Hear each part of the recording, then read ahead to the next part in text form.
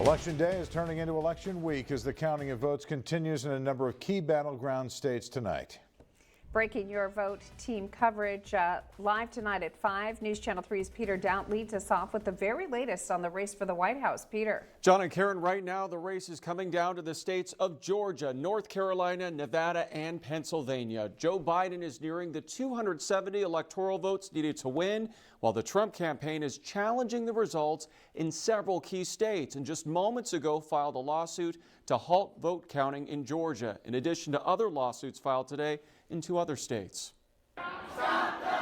Protesters chanted "Stop the count" outside the vote tally center in Detroit Wednesday as the Associated Press projects former Vice President Joe Biden winning Michigan.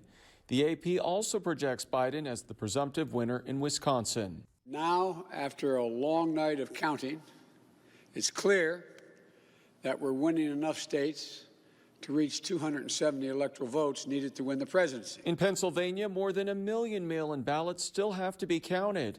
Officials say it could take days before the winner is known. We'll be done as soon as we're done. We want to make sure that every vote that is legitimately cast and is good. The former vice president gave his perspective on the state of the race in Delaware as President Trump continues to undermine confidence in the integrity of the election. The president tweeted this afternoon, "They are working hard to make up 500,000 vote advantage in Pennsylvania disappear ASAP. Likewise, Michigan and others." His campaign challenged the vote count in Pennsylvania and asked the U.S. Supreme Court to get involved. This is absolute fraud. We've seen it in Philadelphia before. They're trying to make a mockery of the election of this country. The Trump campaign also filed a lawsuit in Michigan. Despite the heated race for the White House, the election scrambled seats in the House and Senate, but ultimately left Congress much like it began, deeply split. It's an outcome that dampens Democratic demands for a bold new agenda, emboldens Republicans, and almost ensures partisan gridlock no matter who is president. John and Karen. All right, Peter, thank you very much. Ballots are still being counted here in Riverside County. News Channel 3's Madison Weil continues our Your Vote 2020 team coverage tonight. She was at the registrar in Riverside today, giving us an inside look at ballot processing underway right now.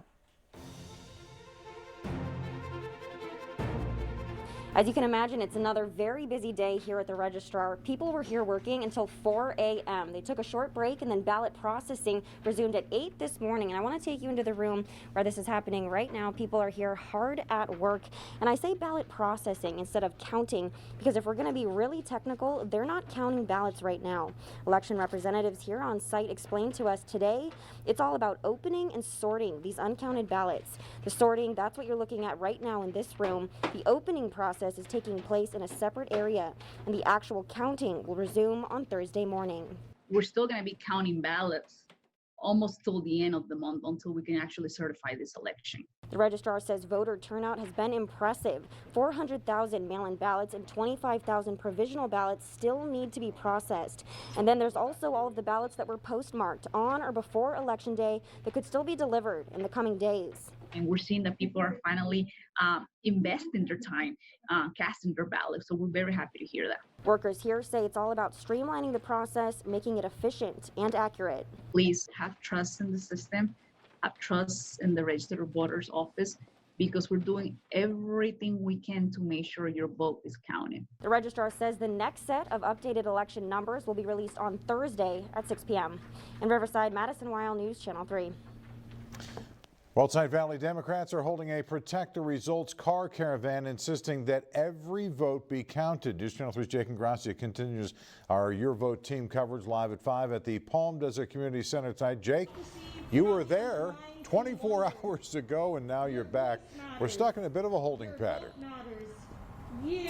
Yeah, John, those ballots being cast here just yesterday and today, people are now fighting for the results of this election to be protected. Now, this car caravan started about an hour ago in 2 different locations, leaving from Palm Springs as well as Coachella and meeting here in Palm Desert for a socially distanced rally. Right now, there is a group of speakers on the stage behind me, but I want to show you the turnout over here. Just take a look at all of these cars. We're told that there could be possibly as many as 100 cars here turning out for this rally today. Now, I want to take you to some video of the caravan getting going earlier this afternoon.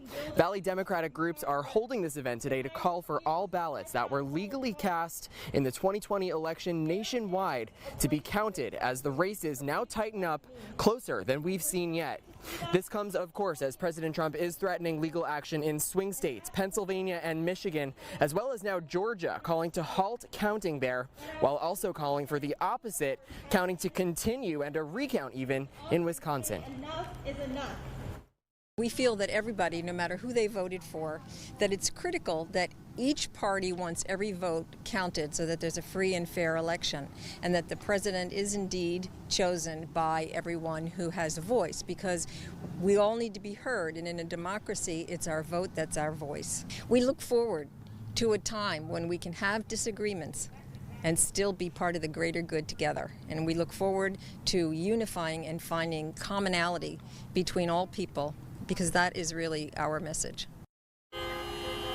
Now, the crowd here is expecting a whole host of Valley politicians to be present, council members from Palm Springs and Coachella, as well as a representative from Assemblymember Eduardo Garcia's office. They're calling for a commitment to nonviolence in the election results and really hammering home that point that all legally cast ballots in this election must be counted in order to ensure a fair and accurate result. We're live tonight in Palm Desert. Jake and Gracia, News Channel 3. Jake, thank you. We are expecting new results from the Riverside Registrar's Voters Office any minute now. But meantime, in the Coachella mayoral race, here's where the numbers stand at this hour.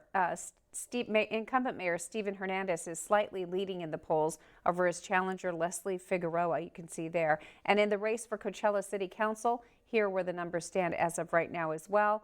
The top two candidates will earn a seat. Denise Delgado is currently there with more votes than one of the incumbents, Philip Batista. News Channel 3's Taban Sharifi has more on the race for mayor and the tight race for city council. Incumbent Mayor Steven Hernandez claimed victory in the mayoral race Wednesday morning in a Facebook post, saying in part, "We have so much work to get done and we feel humbled by your vote of confidence to continue to move Coachella forward." He thanked those believing in him and thanked his challenger, Leslie Figueroa, for running a successful campaign. Figueroa hasn't made a statement yet. It's very humbling to see that we have a good substantial lead for the first few results that came through. For City Council, it's a close race. 4 candidates seeking 2 seats. Denise Delgado is looking to replace incumbent Philip Batista. I hope that I have the opportunity to serve Coachella residents and that I'm able to work for them and deliver for them. Niftali Galarza wants to give back to his community. Emmanuel Martinez has been on council since 2008. We're sticking to the trend that we've seen so far. I'm hopeful that we'll continue to serve, and I'm very humbled by that potential opportunity. Regardless, hoping to stay involved in the community. Things are evolving, and so I'm just very excited to continue to be part of that work, part of the progress in Coachella. That was Taban Sharifi reporting. We are continuing to monitor other local races as well tonight. Incumbent and current Palm Springs Mayor Pro Tem Christy Holstead celebrating her large lead there, 58% over Mike McCullough at 29% in the race for the City Council in District 4. In the 56th State Assembly race, incumbent Eduardo Garcia appears headed back to Sacramento, still maintaining a large lead over his Republican challenger, America Figueroa. Well, you can find the latest results for all of our local races right now on our website, KESQ.com.